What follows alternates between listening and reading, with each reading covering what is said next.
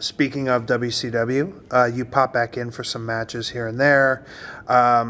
We're in July of '91. Yep. You're working with Johnny B. Bad. Yep. Got them lips put on me. Yep. Nikita Koloff. Yep, I remember that. That was easy. Barry Windham. Yep. Yeah. End up working with Barry later on. Yeah.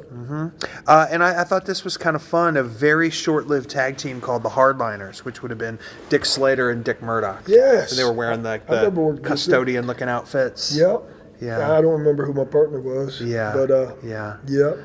Tell me what your thoughts are of Dick Murdoch and Dick Slater. You know what? I don't think I got in that match. Yeah. I don't believe I did. Just watching on the apron. They never had the guy tag me in. Yeah. And I was there to do a job. Yeah. I was there to get money, and I was kind of glad. They may have had me to start it and tag out real quick, Yeah, and then yeah. and then it was over. It was like Yeah. a 3-minute match. Well, the stats say you've had a match with them there technically. you go. So, I don't, but honestly, I don't think Yeah. I don't think they tagged me in once. yeah. I went up to him, and humble as could be. That's how you are when you break in. And I said, how do you guys want, any certain way you want me to fall? And they laughed. Said, nah, kid, we'll do it out there. Well, they didn't have me get in. Yeah. I guess that other guy should have walked up and said the same thing. But it was before I was going to Japan. Yeah. The money wasn't great yet. And Yeah. I would go there to do TV. Mm-hmm. I would go 3 times, and they would pay me, and I wouldn't even have to work. Yeah. And then the 4th time, Johnny B. Bad sticking their lips on me. I'm like, golly, I hope nobody from Chillicothe sees this. Man. And then I was just biding time, trying to make a living, pay the bills until I got to Japan. Yeah. Yeah. Vladimir Koloff. Yeah. Did your brother help break him in? Yep. You guys, and both Ivan. you guys? Yeah. Yep. Like I said, my brother and Ivan had a wrestling school in Indian Trail. Yeah. And a big old guy from North Wilkesboro, his name's Carl Brantley. He's Yeah. a good buddy of mine. I hadn't seen him in years, but he's a good guy. He was bald, probably 290. And Nikita was out of the business then. Mm-hmm. Ivan wanted a partner, and Ivan made him his partner, and we worked with them a lot in Smoky Mountain. Yeah, that would have been your first foray into Smoky Mountain Wrestling. Brought him up to Ohio, to Circleville, Ohio, to wrestle against us, close to our hometown. Circleville's 15 miles from Chillicothe, Ohio. Yeah. And, yep, Carl was green as could be.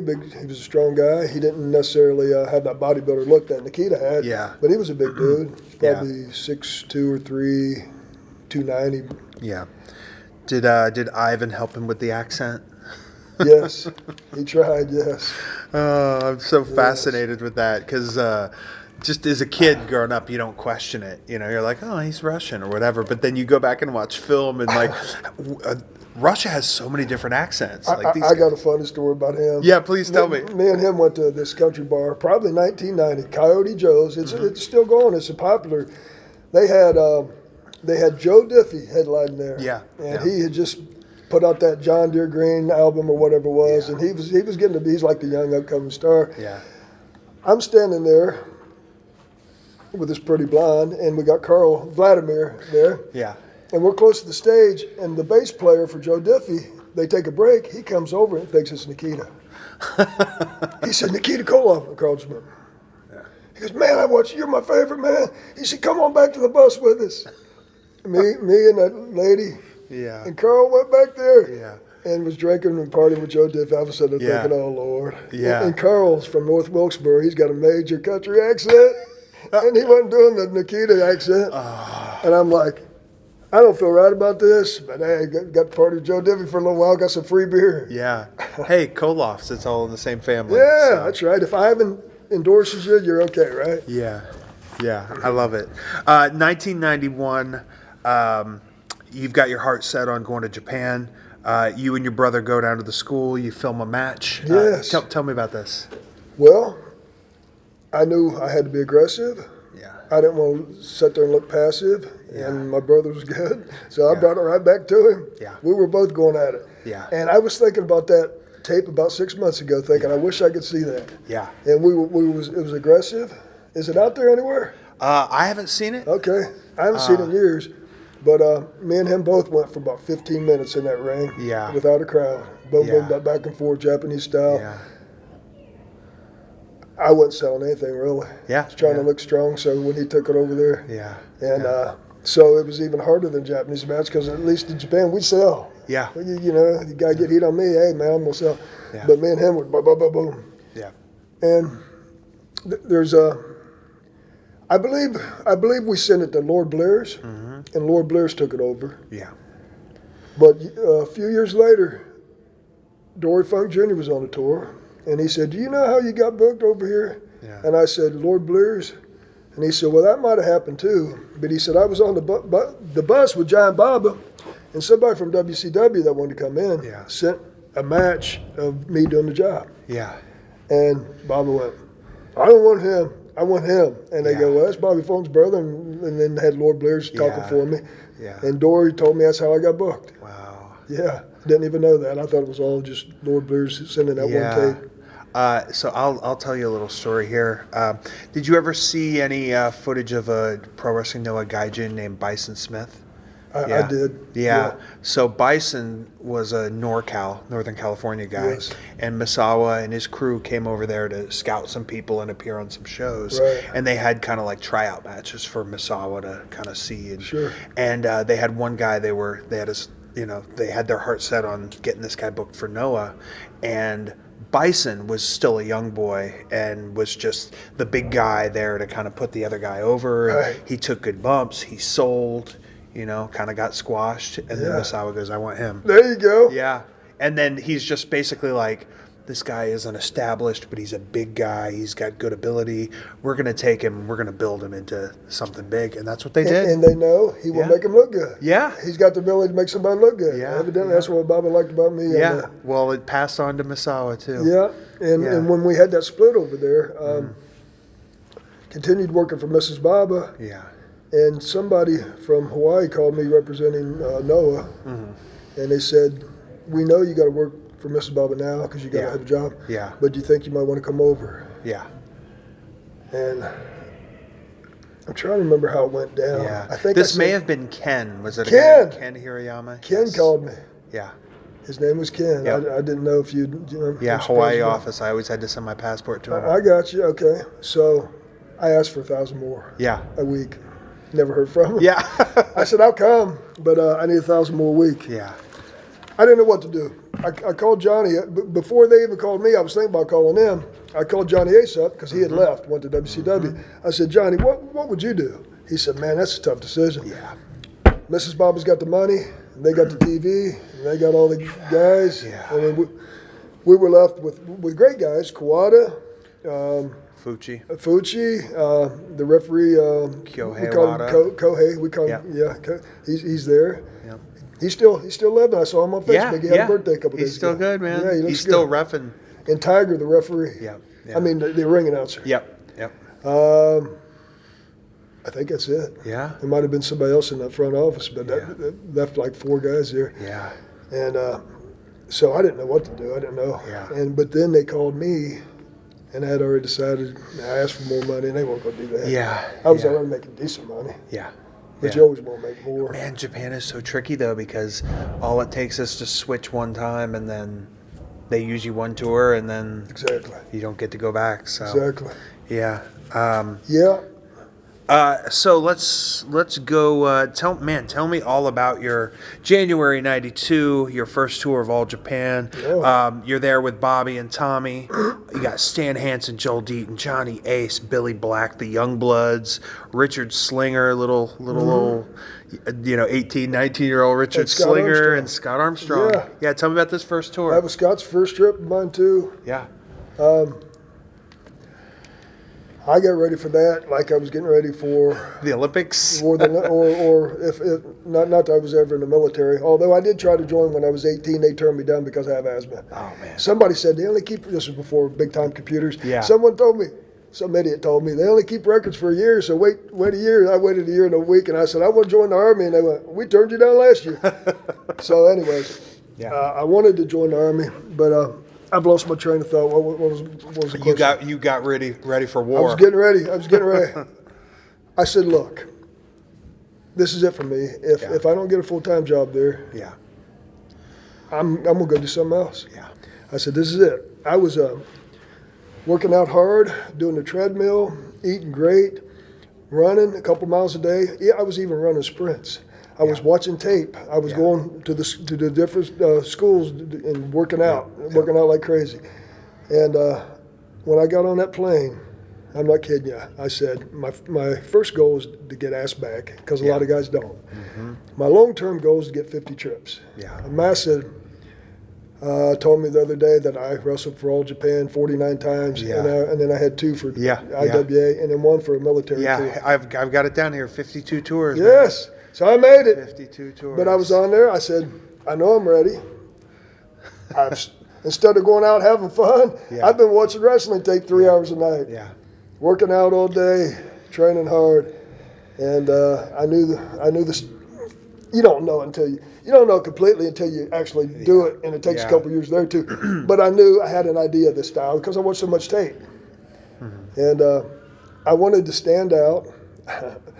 Went a little bit too far, maybe with that silver cape, but I wanted to stand out. The long tight. Had the silver long tight with the black tight. Yeah. Had the silver cape. Had the do-rag thing. Yeah. And I wanted to stand out. Grew that hair as long as I could. Yeah. And I ended up getting an invitation back, thank God. Yeah. And more. Yeah.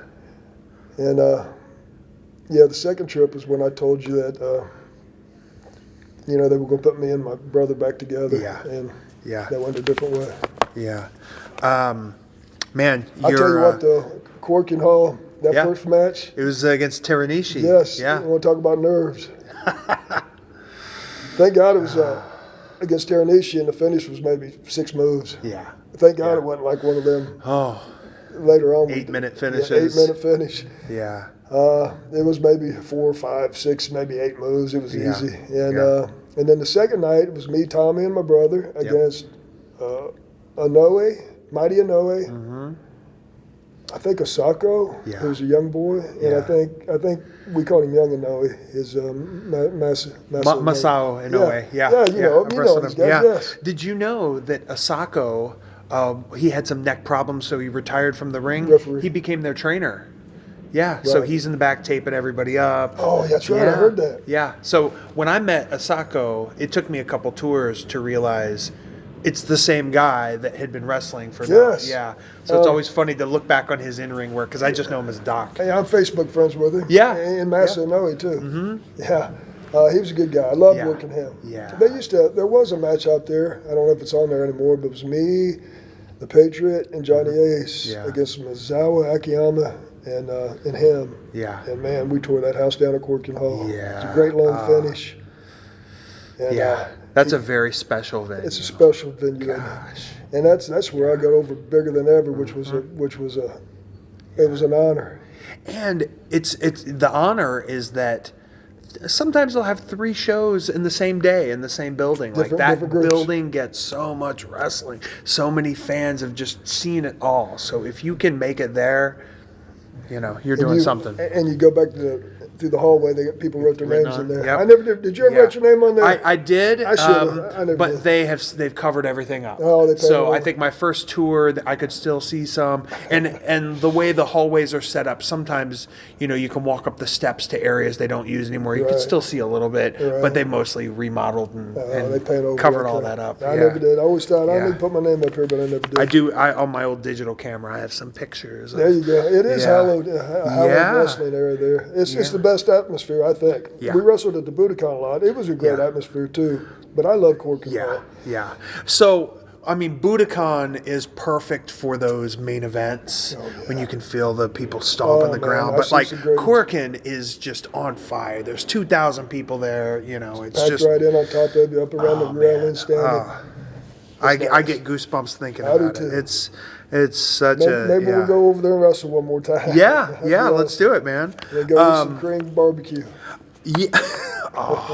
Little yakiniku. It's so good.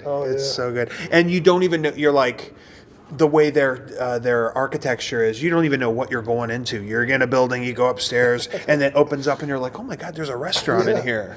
I thought this was an office building. Yeah, and sometimes in the street you can smell it, can't you? Yeah. You can smell it.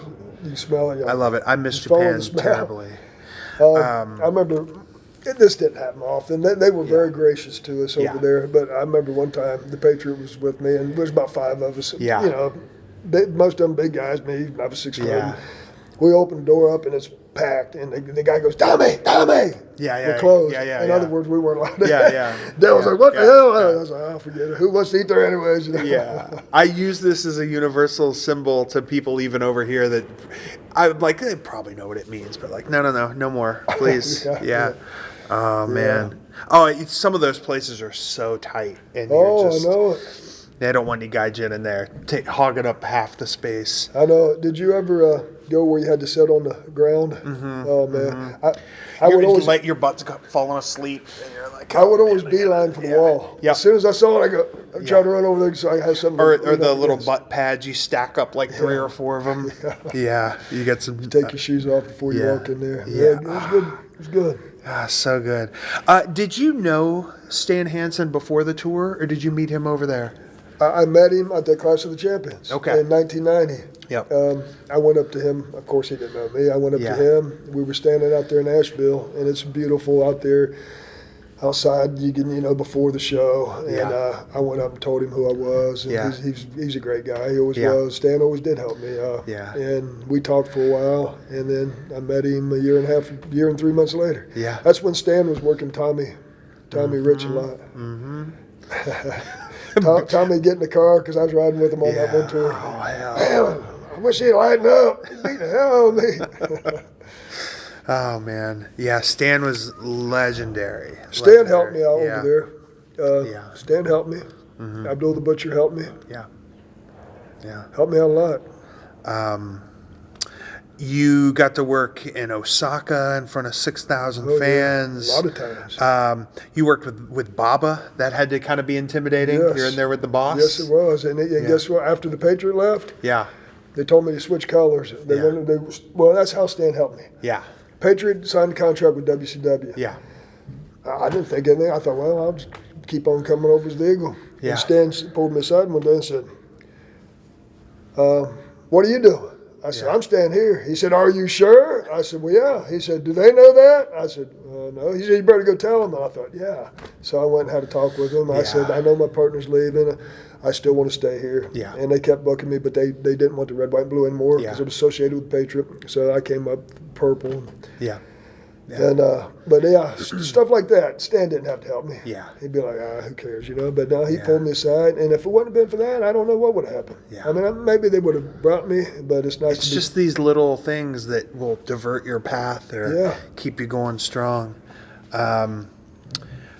So let's. Butcher helped me in some ways like that too. Yep. He said, I hear that you're not showing enough fire, so I'm out there beating my chest like Tarzan. Yeah. How funny. Yeah. Here's an unheralded guy that I know a lot of people had respect for him, but I think a lot of fans today aren't super familiar with him. Billy Black. Tell me about working with Billy Black. Billy was from Georgia, and we would work for Ben Masters. He ran a show down in Cordell, Georgia, about once a month, and he would pack that National Guard Armory out. And it was fun. It was great working there. They had the old-time wrestling fans. The Hills could get major heat. We actually were the big baby faces there, and then turned heel against R.D. Swain and the guy that ended up Ray Lloyd. Okay. Ray Lloyd. Glacier. Yeah, Ray Lloyd. Ray Lloyd and his partner was R.D. Swain. Mm-hmm. And we ended up turning heel against those guys, and they were local. They were from southern Georgia area. And, man, we had great matches with those guys. But, so, like I said, it was a long trip, but we would work down there. Yeah. And what was your norm? You worked a little bit with Billy Black and Smoky Mountain that's the first time I met Billy. I'm sorry. Yeah. I've been hitting the head a lot. I've taken 20 Stan Hansen lariats. I'm sorry. Actually, 60 or 70. Yeah. Abdul the Butcher dropped that elbow on me a little bit too much. Yeah. But Billy Black, I saw him in Cordell. Yeah. Moonsaults, flipping. I don't remember if his dad wrestled or not, but I said, Billy, how'd you learn how to do this flipping? He said, well, I had a ring out in my backyard. He said, I went to the swimming pool and started flipping, and he was a good worker. Yeah. Back then, you didn't see cowboys doing moonsaults. No. It's just a cowboy was a very specific style of work. Joe Deaton ended up bringing him over. Yeah. And Joe Deaton's another good guy, was another good worker. And they were a good tag team. They were one of the regulars. for the most part. Yep. And then me and Dell became it. Yep. But yeah, Billy's a good Yep. worker. He didn't last a whole long time there. Yeah. I don't think he was happy with his money. Yeah. And I think he was complaining a little bit about that, which, Yeah. you know, if you're not happy with your money, you're not happy with your money. Yeah. And that was the end of that. Yeah. But Billy's a good guy. Yeah. Hope he's doing good. Yeah. Yeah. We gotta find him. I Yeah. want to sit and talk with him. I'm Yeah. Facebook friends with him, but I haven't seen Yeah. him on there in a long Yeah, time. I'll have to find him. So, man, your first tour is wrapping up. You sit down and you have a talk with Baba. He Well- says, "One-legged tight, no good." Yeah, here's what happened. You Tell know, me. you know Cork and Hole well. Yeah. You know where the coffee machines are. Yeah, of course. I'm out there on one of them little benches, Yeah. and here comes Baba in his kimono, getting Yeah. ready to go work Yeah. the popcorn match. We called it the fourth match. Yes. Yeah. And the comedy match, like those Yep. older guys. Yep. Agan. And- yeah. You know, I'm like, oh, there's the boss. He sits down right beside me, Yeah. and I felt like a little kid because, Yeah. I mean, 7 foot tall, but when he sat down, he seemed even taller. Also, just his proportions, his head, Yeah. his hands. Yes. Yeah. And he go, oh, he told me I'd come back. I think he said May. Yeah. And he said long tight, one long tight, no good. He said black, no good, because that's the top guys. Yeah. You know, that's Jumbo, Yeah. that's Dan. He said black, no good. And I was smart enough to say, what color, sir?